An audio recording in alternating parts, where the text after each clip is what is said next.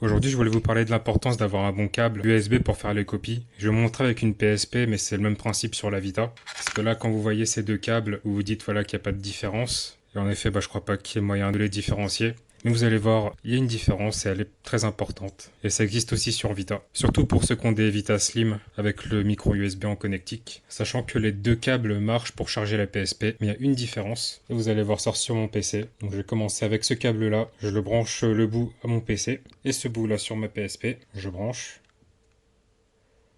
Là vous voyez que ça se met bien en mode connexion USB. Donc ça détecte quand même qu'il y a un branchement. Mais sur mon PC il n'y a rien. Je vais faire la même chose avec l'autre câble. Je branche sur la PSP. Et là, vous voyez, direct, ça trouve ma PSP est là. Et en fait, la différence, c'est que ce câble-là, c'est un câble qui fait charge plus data. Et ça, c'est un câble qui fait uniquement la charge. Donc, impossible de transférer des données avec. Donc, faites bien attention au câble que vous achetez. Parce que j'ai remarqué qu'il y a aussi pas mal de fois ces problèmes sur la Vita. Donc, prenez bien des câbles qui font à la fois la charge et les datas. Voilà, c'était le message de prévention du jour.